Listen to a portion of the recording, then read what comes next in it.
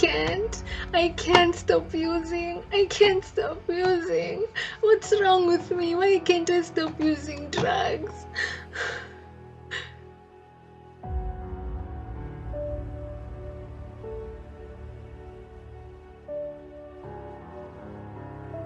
After the tragic loss of a Daystar University student due to drugs and substance abuse, the Daystar Compassion and Care Center has taken a proactive stance. They have created a safe space where students can seek help whenever needed, with open doors and self-help forums to aid in coping. DC3 offers that safe space for people to come and talk about what they're going through: anxiety, depression. Maybe you feel like you're not in the right course, like you're studying the wrong course. Maybe you feel like my friend group is not helping me be a better person. You can think of anything and we'll try to help the best way we know how.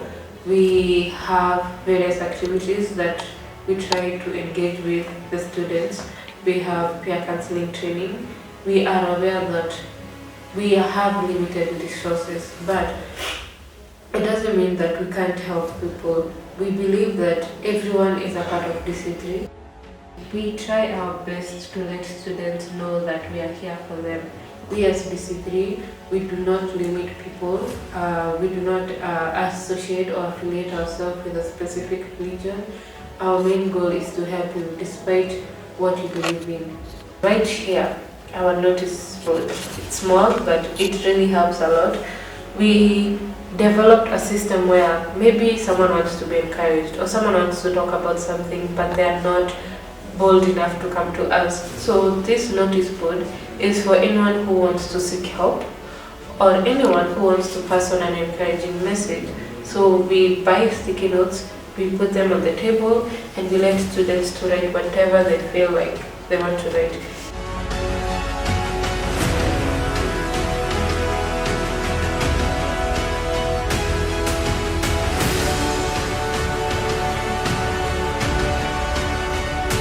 My name is James Amposa Manukuri. I'm from West Africa, Ghana. I'm a final year student in Masters in Counseling Psychology. Almost finishing my studies.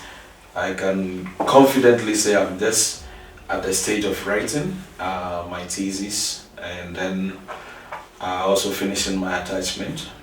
So I've been helping the counseling department for I think 1.5 years now.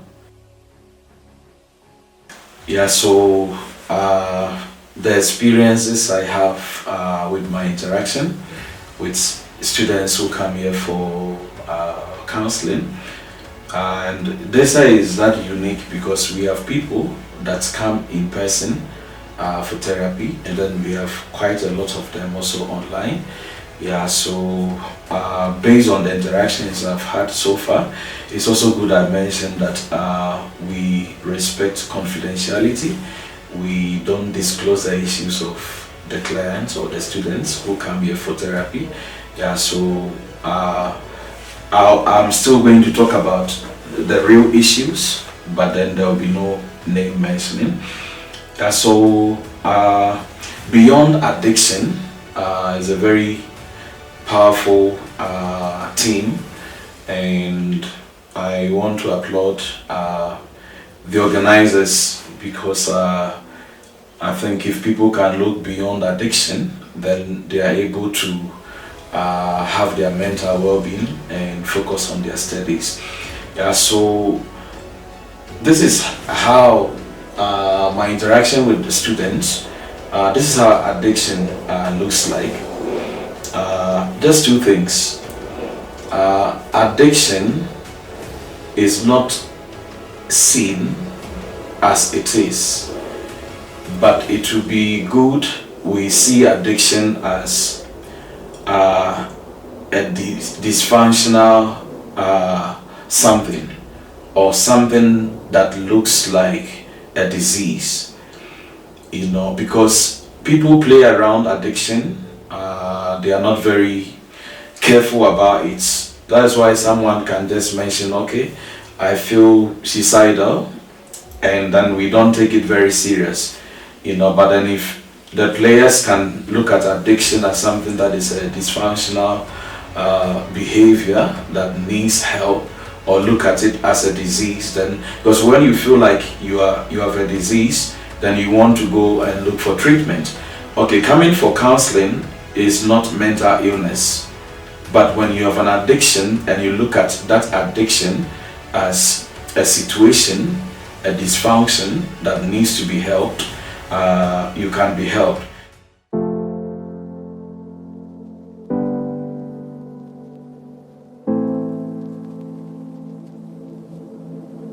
A team of experienced psychologists from CareTech Medical Center in Thika, a trusted institution known for its mental health and substance abuse expertise, visited the students. Their insights were not only informative but also impactful.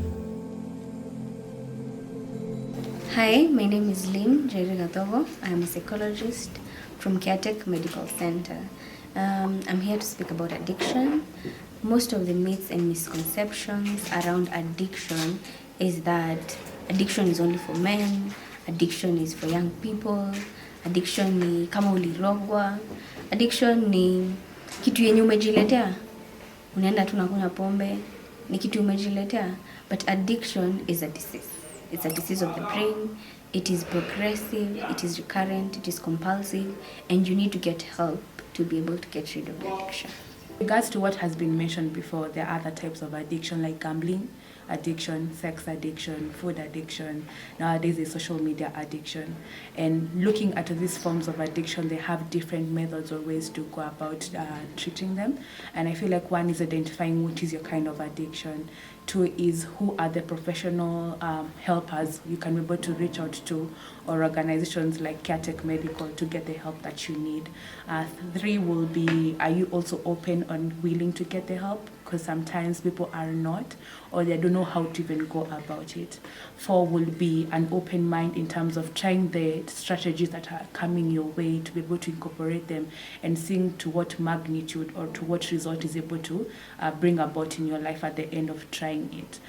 One of the things I also look at is finding an accountability partner or finding a supportive system to walk the journey with. Some people have support groups that they go to and makes you feel like you're not alone. And one of the things I'll summarize and say this is that addiction does just affect one individual. It affects everyone, even around them, whether directly or indirectly. And you are not alone in this journey. People are there willing to help. You just need to ask for it.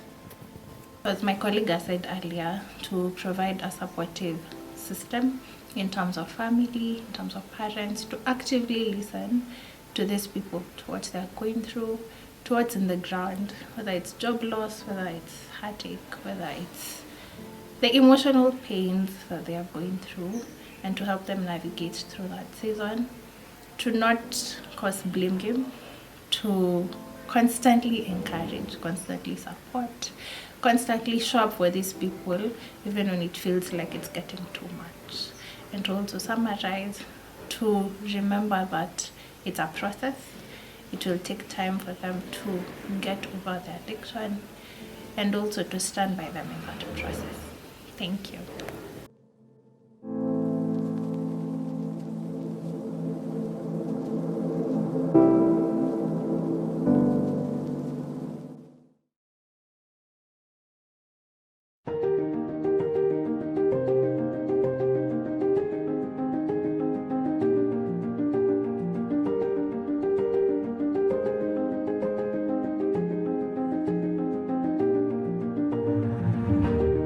In this episode, you'll hear compelling testimonials from individuals who have successfully overcome drug addiction, sharing their inspiring journeys of recovery.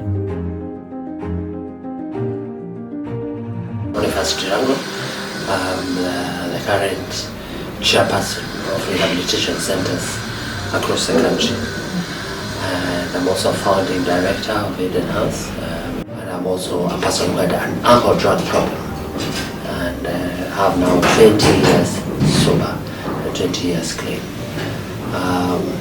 We have set out Eden House essentially because when we met, 3 of the directors at Eden House, we met in a rehab center. One of them was our counselor, we discussed what it is like. It would be like to set up something a little bit more after rehabilitation. What happens after rehab? I think that's the foundation of Indian House, the halfway house. That is where we are now. The halfway house is a reintegration home for people who have been to rehab, who want to live a long-term way of recovery with the support systems of 12-step programs.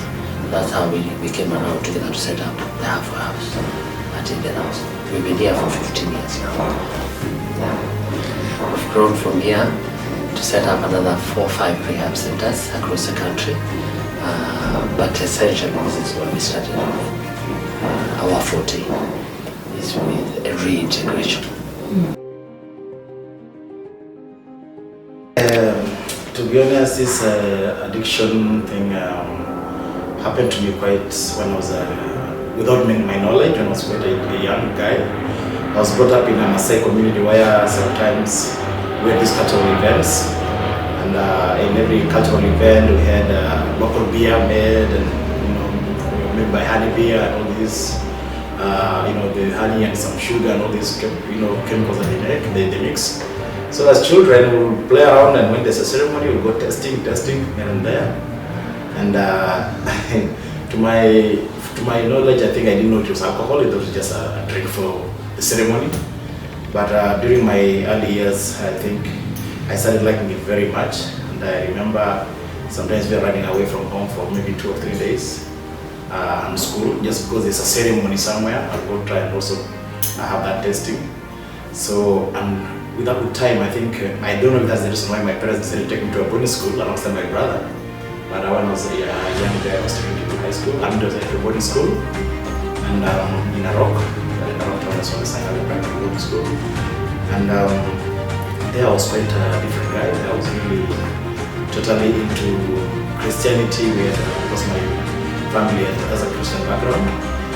And we really did well. So I think my addiction journey began pretty much during college, when I was in campus. I had some frustrations with me that were really sometimes, challenges here and there.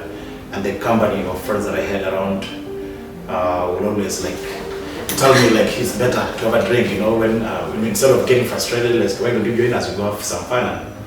But I thought it was just fun. I did not really know that I would end up where I'll be totally hooked up to smoking cigarettes, to drinking a lot of alcohol, and to some extent, it really, really, really messed my life to a point that just recently is when I discovered that really, really I was totally a full-blown addict. So I think, in my early years of alcoholism and smoking and all this drug abuse, I think it quite hit me so hard, it hit me so down, because I've lost a couple of jobs, could not turn up on time for the interview, or I'll show up to the interview drunk, and many people that believed in me really just slowly, because to be honest, I think I had some pretty good education, performance, good scores even in high school and primary school, and there's a lot of hope in the community. But as soon as I finished college and I'm now home just hanging around with drunkards and everybody, I lost a lot of confidence, I betrayed a lot of public trust. It really, really quite hit me so hard. But funny enough, I did not know that I was an addict. But I didn't know how to stop using. I tried to stop on my own a few times, it never worked. I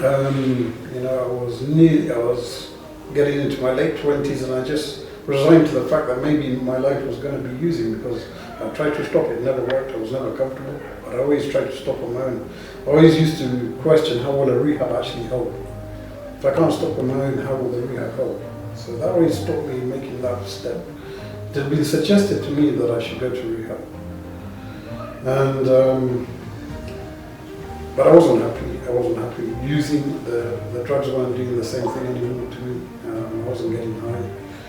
There was always the paranoia of the police, and the money also.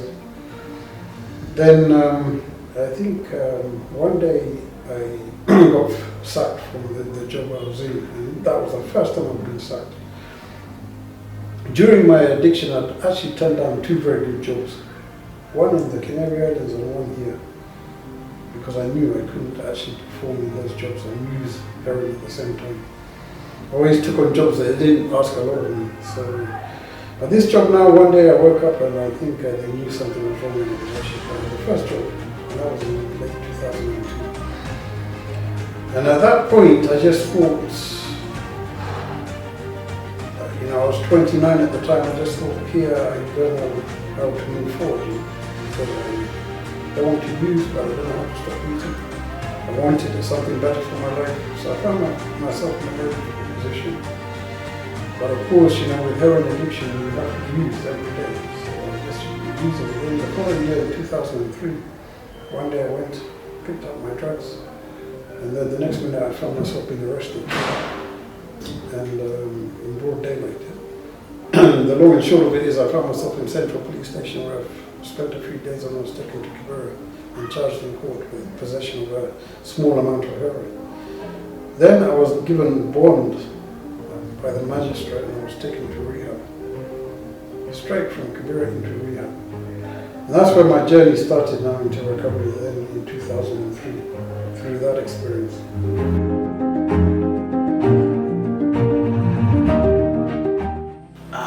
To the people out there, with the recovery program, we go through the step work, which is actually the fundamental. It's more like the 10 Commandments of Moses. Remember Moses, the lawgiver, he had the 10 Commandments given by God. So in the recovery program, first of all, I came to learn to be closer to God, because I told you, from a Christian background, I totally kind of walked away from God, totally. And one thing the program taught us that no matter how far you've gone far away from God, you just have to turn back one step, because it's followed you all the way. I didn't know that. So it's a spiritual program. We get to know about the higher power, because like in step 1, once you admit, that you are powerless over the addiction, over the alcoholism, when you admit and you surrender, because there's no other way. In fact, I've come to realize that there's no any other way that's working. It has been over the years. They've tried to find other ways. This is the only way that's working for alcoholics and addicts and drug addicts. And at the step work, it teaches us a lot. So I stayed 6 months in rehab. After 5 months of being in rehab, I was actually found not guilty. And luckily enough, for the first time in 14 years, I found peace, what we call serenity. And it was because of the program, but because I also found myself in a lot of trouble. But also, the choice of using had been taken away from me because of being in rehab. And I embraced it. I had enough. By the time I was going to rehab, I actually had enough of using, but I just didn't know how to stop. What made the difference was getting into rehab where I met fellow people who were going through the same experience as I was. It's very therapeutic, and also having professionals to talk to. That's what made the difference. But when I was using, and before I actually went into rehab, I never knew that would actually make a difference to me. But I think I'm quite lucky, because I'd used for a long time. I'd used a lot of drugs for a long time, and I had enough. And I think a number of things came together, factors came together, that actually gave me that sense of serenity when I got into rehab. Of course, the biggest problem I had at that time was fighting that case, which I won. After 5 months, I was lucky to win that, but I won. And I also made a choice to make a change in my life at that time. And that's when I decided that I was going to go and study counselling at Kenyatta University and try to help people.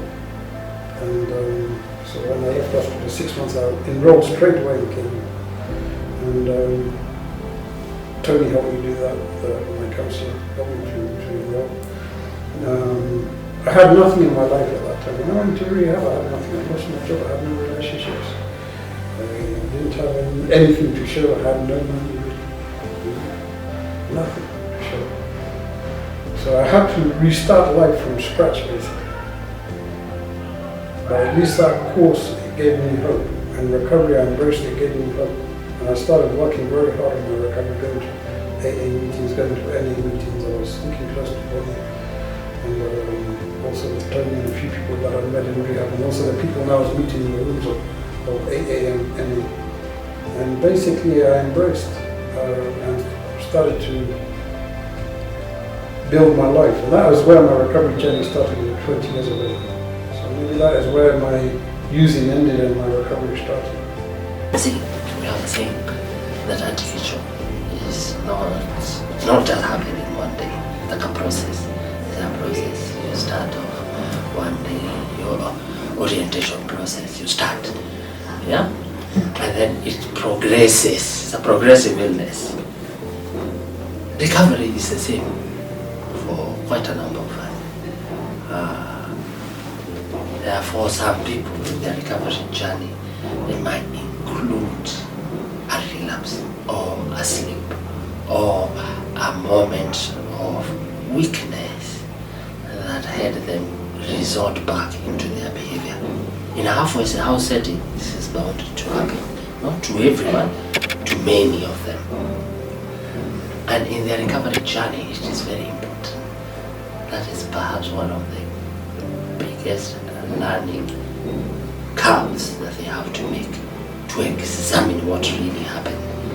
Where did it start? I've highlighted quite a number of reasons for different people why that would happen. And all this, by the way, as I mentioned, learning curves for us too. We realized, oh, these are the main causes, the main reason why people go back.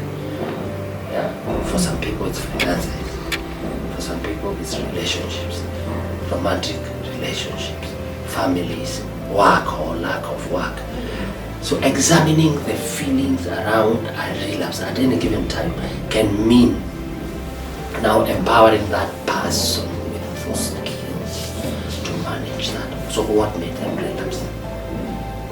How did it happen? Just getting them back to where the thought processes started of using, where they started going somewhere. It doesn't happen. Relapse doesn't just wake up and you pick up a drink.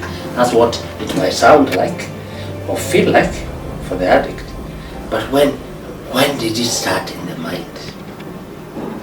Yeah, somebody went to a bar, sat with friends, they weren't really planning to drink, and then somehow they found themselves ordering for a drink. Yeah? But you see, if you help them examine, you will see that it's not just that. Yeah, they probably were uncomfortable about a relationship. Something had happened even 3 or 4 days earlier, or even weeks earlier, that you need to help them examine that. So, learning how to help these people examine that and knowing themselves better helps them in future to see what is coming and to stop and play and stop that process before it happens. Yeah? It's a skill. It's a skill that we help them with, examining ourselves, examining our motives, examining our motivations for behavior, and in a way how we retool them with the capacity to shift the behavior before it happens. Yeah.